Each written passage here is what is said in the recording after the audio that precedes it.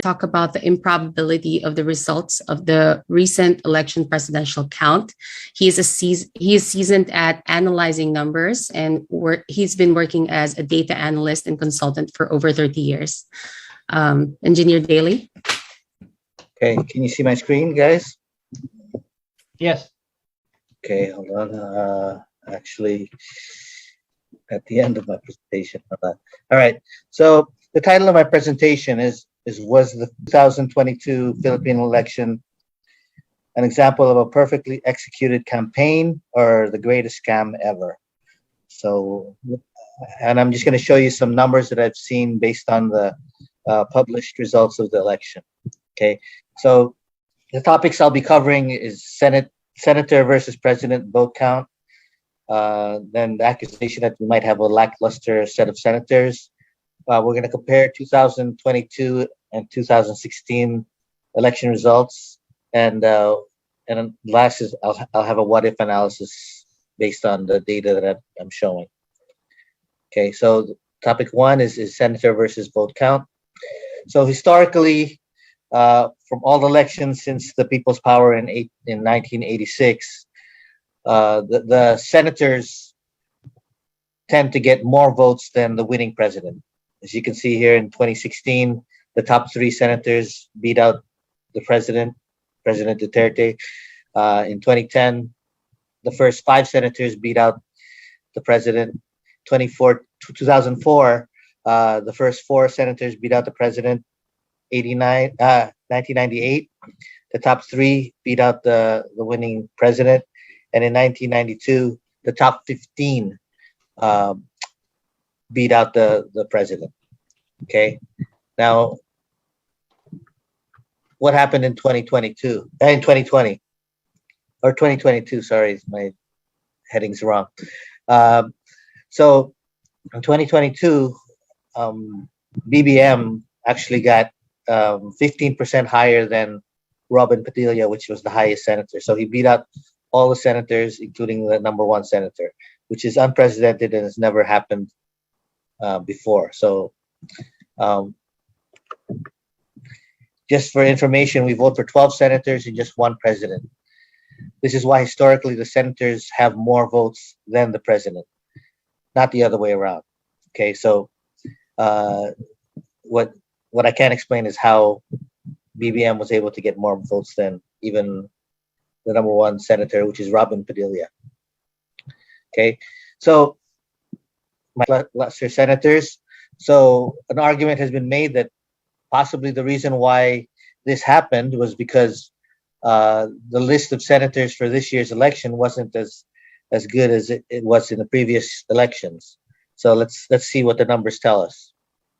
Okay, I have a chart here, and don't worry, you can't see these are list of provinces, and the bars are the number of the ratio of Robin Padilla's votes to BBM's.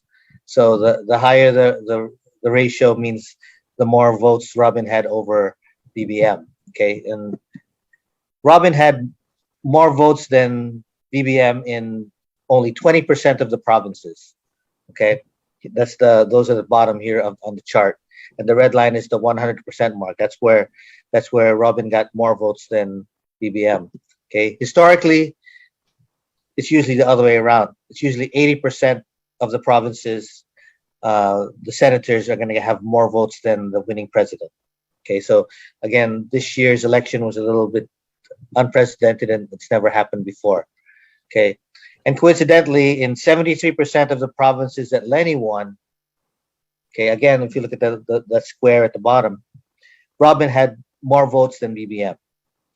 Okay, and contrary though is in 10% of the provinces that BBM won, Robin had more votes than BBM. So 90% of the provinces, BBM beat out Robin, and by a lot. If you can see here from the chart, the lowest was actually around 25%.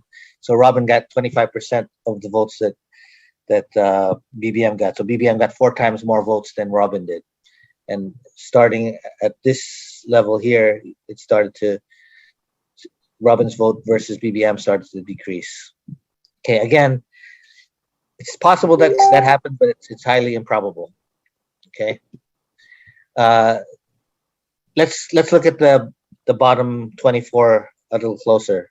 These are provinces where Robin got higher than BBM. So there are 24 provinces where Robin got more votes than BBM. All right.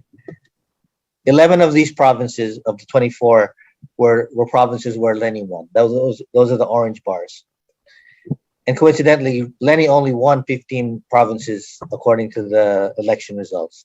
So 73% of the provinces that Lenny won, Robin actually got higher than BBM. So Robin got over 250% more, and actually in Llano del Sur, he got 3 times more votes than BBM. And in Camarines Sur, Camarines Norte, he got over 250% more votes than BBM, so 2.5 more votes. And these next 7 provinces here, again, half of them are BBM country, and half of them are Lenny. And Robin still got 150% more votes than BBM. Okay, so this is the usual trend, but you'll see later actually that even though Robin got more here, and it looks like it was a fair election here, these ratios were much lower than 2016. In 2016, we'll see places where it wasn't 3 times more, but actually 10 times more. The senator got 10 times more than BBM. But again, it's just showing there's a lot of suspicious numbers that are coming out. Okay, so again, now I'll compare 2022 versus 2016. It just so happens that Lenny and BBM locked horns for the vice presidency 6 years ago, so we have some data to compare, hopefully apples to apples. Okay, so this chart here, it's a little busy, but let me try to explain. The green bar here, the green line here, is the ratio of the top senator's vote, who was Drilon at the time, versus BBM's vote, and the bars here are the ratio of Robin's vote to BBM's vote. Okay, so in 2016, you can see in these provinces, the ratio of the senators' votes was much higher than in 2022. So it's only in these 4 provinces or 4 or 5 provinces here is showing that the 2022 ratio is actually higher. Okay, and again, that's Camarines Sur, Camarines Norte, and again, these are mostly Lenny popular provinces. Okay, so, and if you look at the average ratio from 2016 to 2022 got half, from 2 to 100%. Okay, and the final was actually 85%, right? So it looks like some sort of suspicious numbers coming out here. So I said to myself, can I do the same analysis for Lenny? So if you do the same analysis for Lenny, comparing her ratio, the senator's ratio to hers, you can see the green line is a 2016 and the bars are 2022. And in most cases, the ratios were almost the same. Actually, the ratio in 2022 was slightly higher than in 2016, which is the opposite effect of what we saw for BBM's votes, right? So, and you might want to question some of the outliers like Sulu and Tawi-Tawi, where the ratio suddenly went up. So again, that's something to look at, right?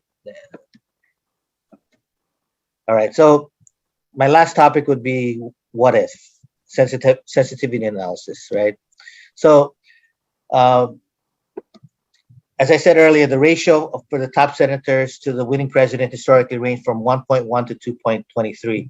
So I did a sensitivity on the election numbers by precinct, and if I converted the ratio of 0.85 that was showing up for Robin versus BBM, and I changed those 0.85s to 1.25, 1.4, 1.65, 1.8, and 1.95.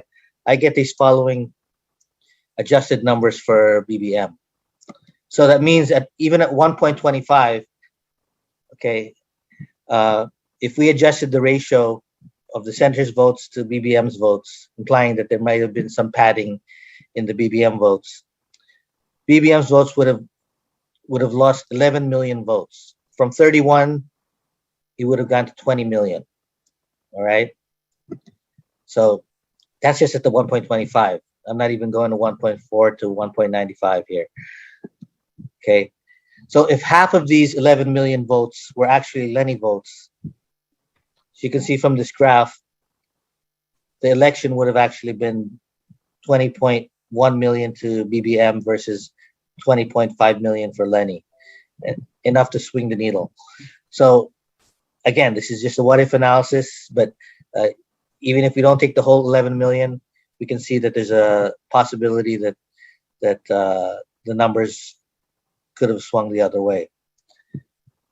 All right, and as I mentioned, the title was this presidential election a completely perfectly executed campaign, or was it the greatest scam ever? Unfortunately, we'll never really know. So I leave you at that, and with the numbers that I showed you, and it's up to you to come up with your own answer to this question. Thank you. Wow. Thank you so much, Engineer Daly, for that presentation. Yeah, what would have been like if it was actually a transparent and honest election? Thank you for giving us into a peek of what the actual numbers could have been like. You know, if these ratios are what's to be followed.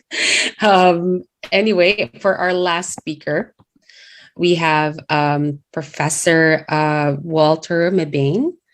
Our last panelist, aside from being an election fraud expert, he's also a University of Michigan political science and statistics professor. And he's here to present objective evidence of alleged massive and systemic electoral fraud involving millions of votes in our recently concluded elections. Professor Walter Mebane, the floor is yours. Thanks, Laura. The language in the press release may be a bit misleading, especially given the previous presentation. Can you all hear me? Yes. Yes, we can. Okay, good. But let me just go ahead and present it straightforwardly. So just to give the rough descriptions of the election, I'm not a Philippine politics specialist, and so I know very little about politics in the Philippines. And so I learned a little bit in order to draft a paper that I'll show you in a couple of seconds. And so, let me know if I get anything wrong for sure. But the data we have are excellent data as these things go. I've analyzed using this e-forensics method about 500 to 600 different elections. And so the trick there is to find vote counts at a pretty low level of aggregation. And so precincts are a good low level of aggregation. Counts are often the hundreds of votes. And also we need for each aggregation unit, in this case, each clustered precinct, I'll say precinct for clustered precinct because that's what they are. We have the count of the eligible voters as well. I'll refer to eligible voters as electors because I tend to do that when I'm writing this project, and when I'm talking, I will just do that. I'm not sure whether we have all of the precincts in this transparency server data. If you look at my paper, you can see the source for all these kinds of data sets. I won't get into that.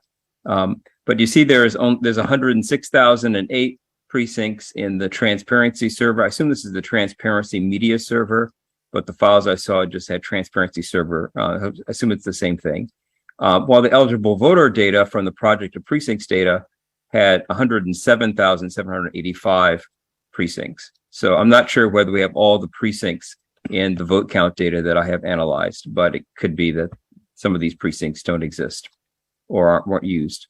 In the transparency server data, we have these counts for the winning presidential candidate, Marcos, getting 31,104,000 votes. You can see there. The second place candidate, Lenny Robredo, got only 14,800,000 votes. And the third place candidate, Manny Pacquiao, got 3.6 million. And so you can see there's a wide gap between these two, as you all know. I found an article that referred to this as a historic gap and so forth. So it's a very large gap. Duterte, Sarah Duterte, in this case, got even more votes than Marcos did, according to the Transparency Server data. She got 400,000 votes more than Marcos did.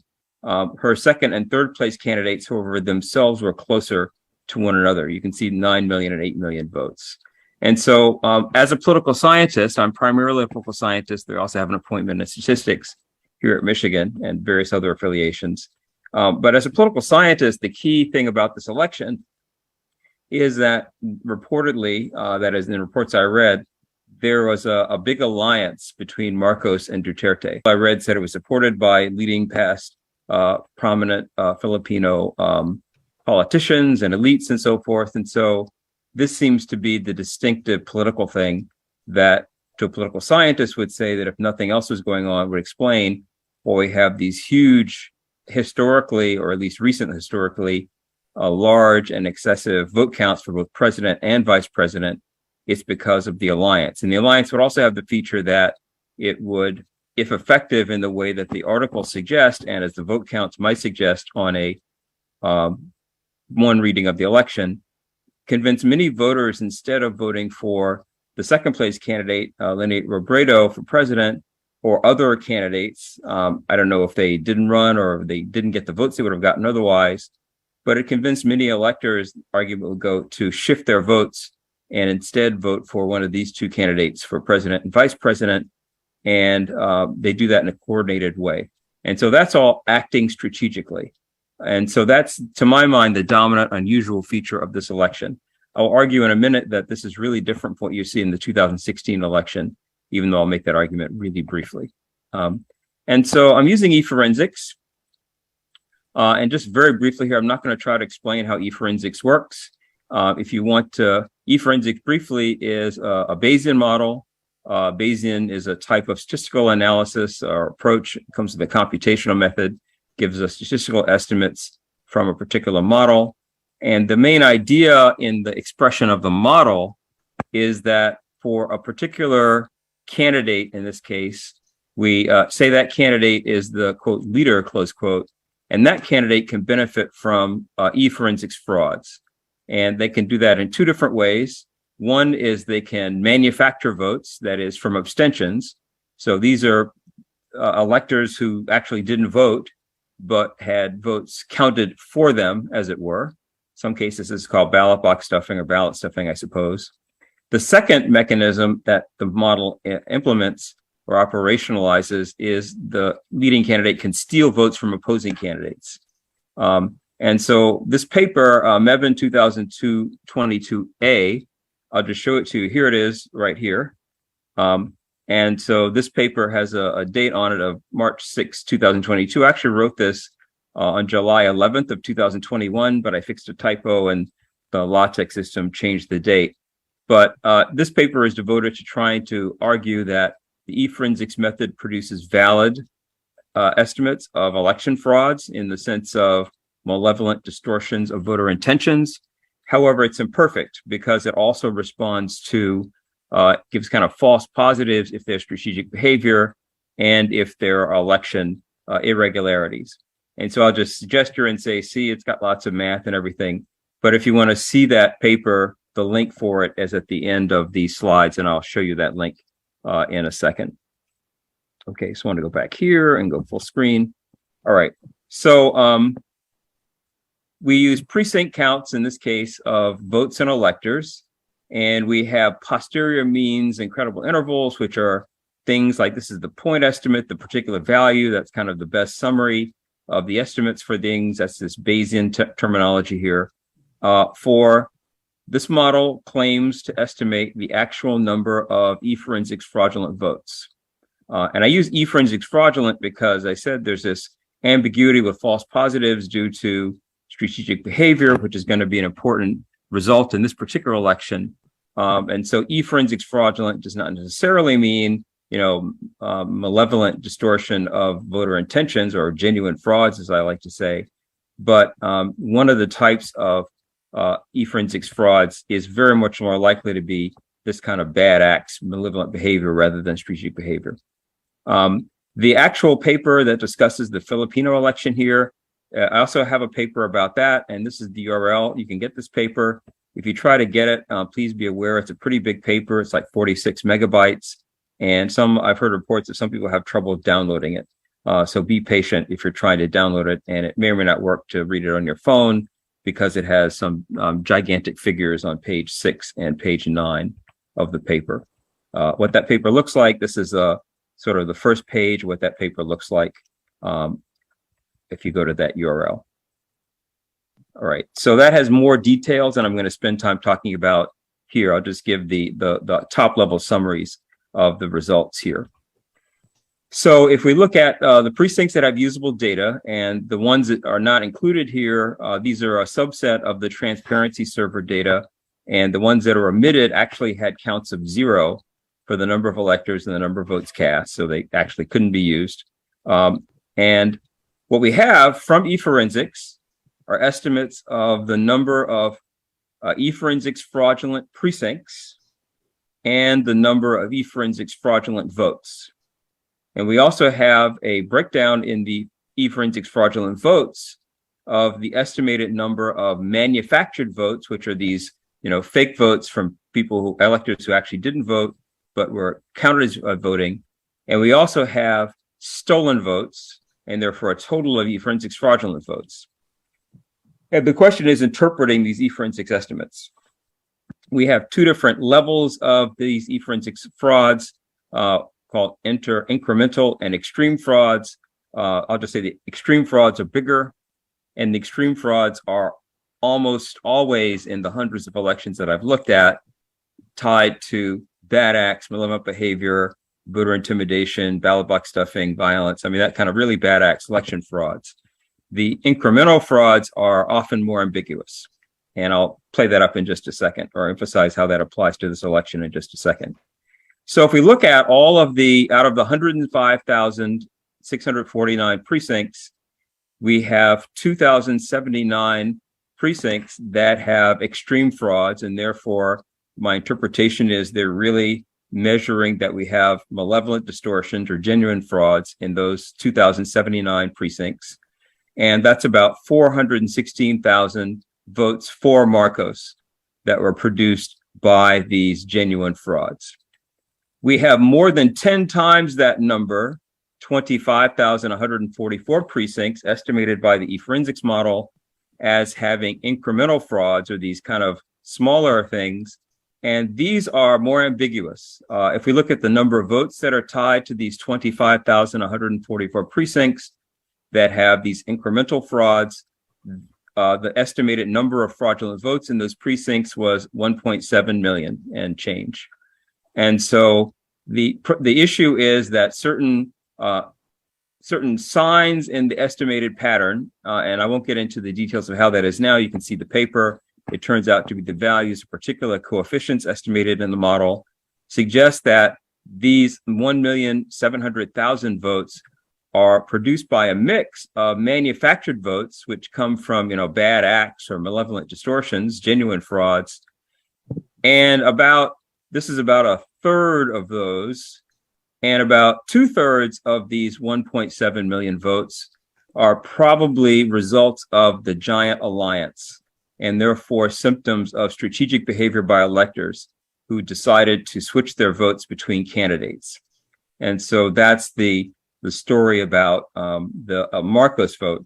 So in either case, the total of these two is only about 2.1 million votes, and so that's not enough to have changed the outcome, no matter what you think about the votes. Though whether you think that's enough to invalidate the election is a very different consideration. But it's not enough to have changed the outcome in terms of just arithmetic.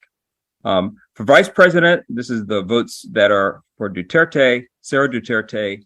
We have eForensics estimating that there are more precincts, 2,156, that have these malevolent distortions because of extreme frauds.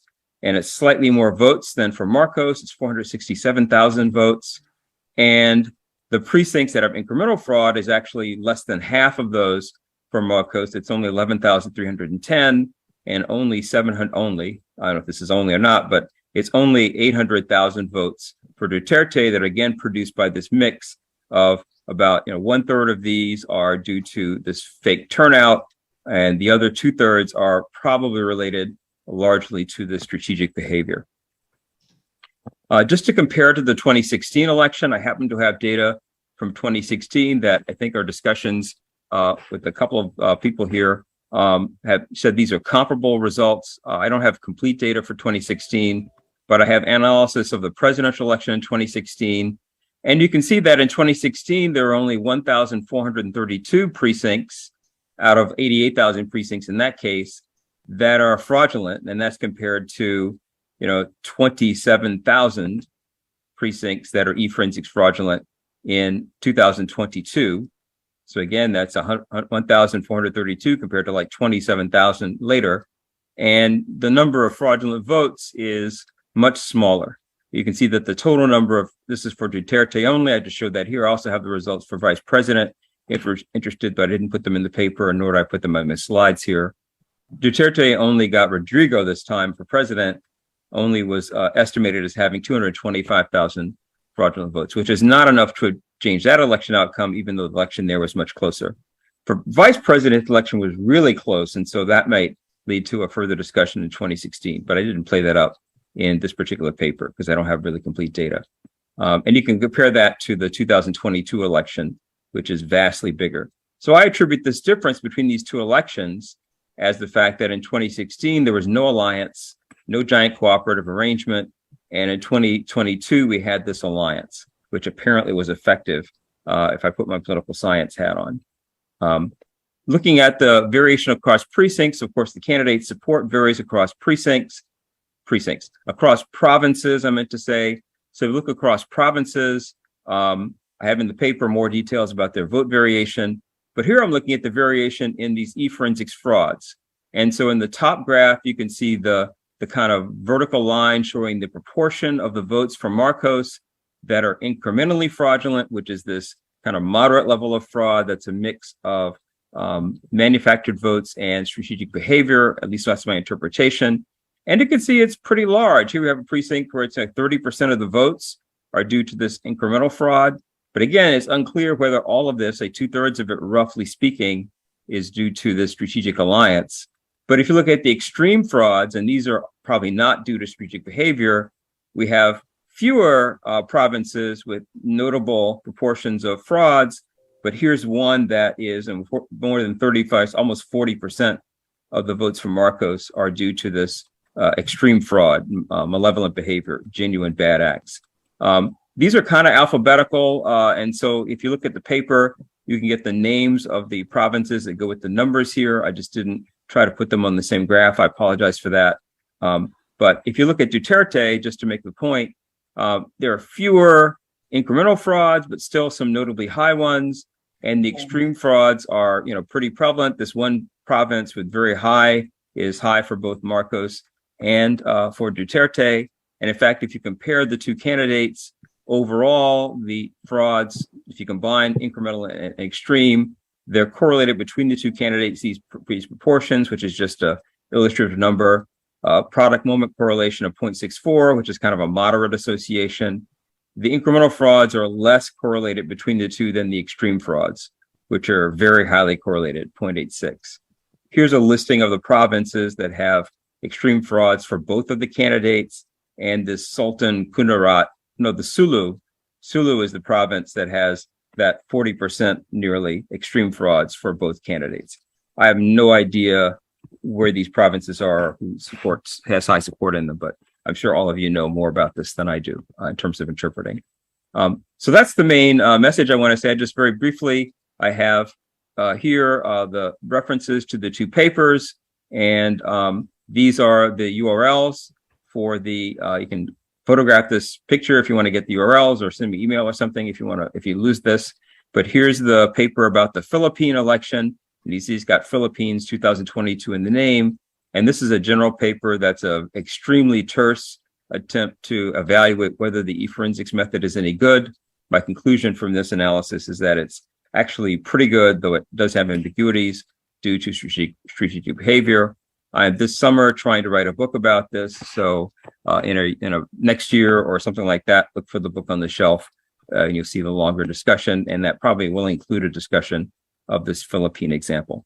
Thanks for your attention. Thank you so much, Professor Mebane, for that very thorough analysis. And if you'd like, I think our audience might want to be able to get the link of your paper in our chat. If you could link it there, that would be amazing. And if not, I'm sure we could just review. Yeah, I'll drop the link in the chat to everyone. I'll try to do that.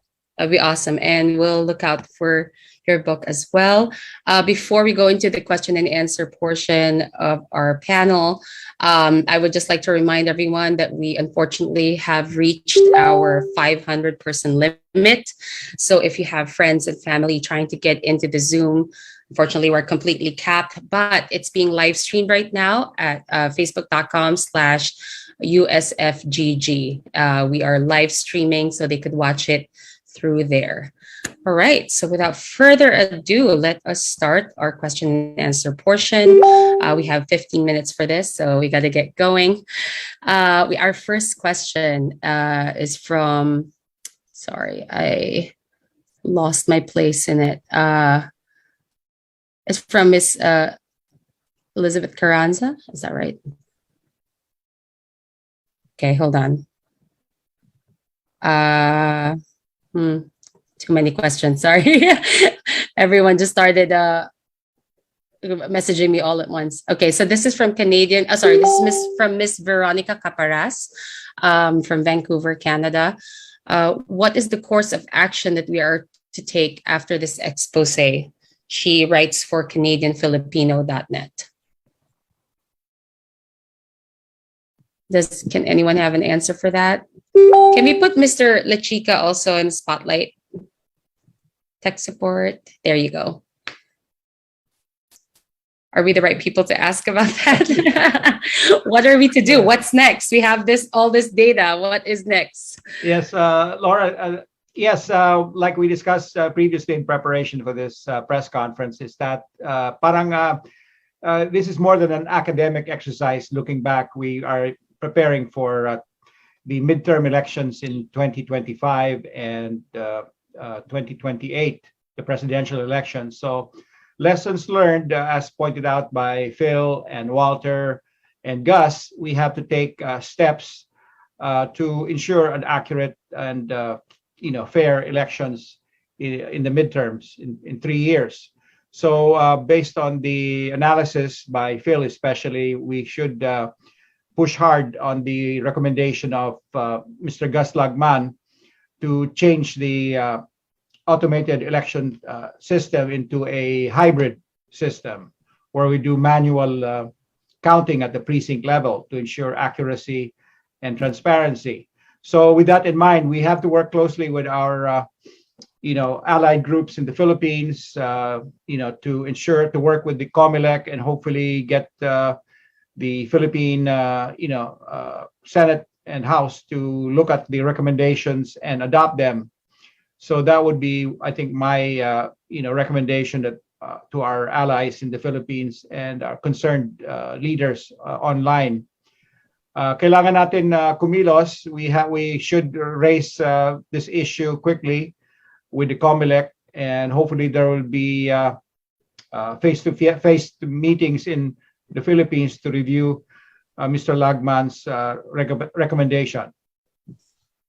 Yeah, on that regard, also, I think we should just be all banding together as well with other efforts going on. I've heard that there is messaging coming out from somewhere saying that this press con is fake news. From my understanding, there is a press conference also happening in Katipunan right now at the same time with Mr. Franklin. Is it right? Franklin is Isaac leading it. They're having a press conference. We're having a press conference. this is not fake. As you can see, we have three experts. I mean, your Mr. Lachica is representing Mr. Gus Lagman. So yes, I think with just to add to what you said, I think this is the time that we should all band together with the evidence and the analysis that we've all gathered in this panel. Okay, I'll go on the next question. Let me add first. Yes. Yes. So to add to what Eric mentioned, the reason for our presentation is not to overturn the election, right? Because it's too late for that. The reason for this presentation is to just mention the election integrity and democracy. So, and as Eric mentioned, hopefully implement the proposals of Gus Lagman in his paper. So, definitely not fake news, and it's just we're just here to tell the truth, and all the numbers that we've shown are all published data and published numbers. Thank you, Mr. Daly. I'll move on to the second question. Aside from the analysis, are there any COMELEC insiders who have provided smoking gun evidence or testimony that would stand in court? That's from, okay, I can't find who messaged that, but go ahead, if anyone could answer. None that I know of. Yes. Yeah. All right, let's move on to the next. All right, with all this, this is from Carol Lopez. With all these mathematical data based on election results, can these be firm basis for election protests? If not, why? Anyone could answer. I haven't spoken yet, so I'll just say this. I've had cases where there are large protests, even though analysis using various tools by me, and eForensics is the latest, and I think most trustworthy of the various things I've used over the years, has not substantiated that there were substantial frauds in the election. So that's the message of the numbers that I came up with. And of course, you can decide whether you believe them or not, and it's just a method. But I think it has a pretty good soundness. I think it's important not to claim there are frauds when there are not frauds. And there are many articles I read suggest, of course, the Philippines has a long troubled history of problems in elections, but it could be there are lots of problems and lots of stolen votes and everything. But, that may not have been enough to change the election outcome. There was this very large political movement with this alliance about which I know very little. I just read about it last week. But it apparently had a big impact. It led voters to coordinate, but of course it also led people committing frauds like faking votes to coordinate. And so I think it will require analysis well beyond the kind of data that I looked at to get insight into how that went. So I think that the kind of reforms that the other two speakers talked about, especially the first one, seemed like good ideas. I don't have an opinion of whether they're the right thing to do or not. But I think anything that adds to transparency and legitimacy, credibility of the election process is got to be a good thing. And so I think that if people recognize the government as having been duly elected, if that's what it turns out to be, and that's what my analysis suggests happened, then move on with politics and reform the process and try to make it so that we don't have at least the same kinds of problems in the future. So I don't think there's a huge motivation from the results I showed, at least across the whole country, in particular provinces. There may be issues that are going on, like the one I showed with 40% fraudulent votes. That seems to have some problem there. But I wouldn't say that this is a reason to get into the streets. That's kind of misdirected effort. I would think getting into reforming the process and upping the quality of political participation is probably the better use of time and money. Thank you, Professor Mebane. I'll move on to the next question. Do you have anything to add to that, Mr. Daly and Mr. Lachica? I agree. I mean, unless we find a smoking gun, it's going to be really hard to defend with the numbers that we have. Just want to add to that note, as Phil said, the smoking gun seems to be the SD cards, right? The VCM, the machines. If we have access to at least several, like random, especially those areas where there's highly suspected padding, where it seemed that Marcos Jr. Got more votes than the polling data would indicate in the previous. That's what I think there was an padding at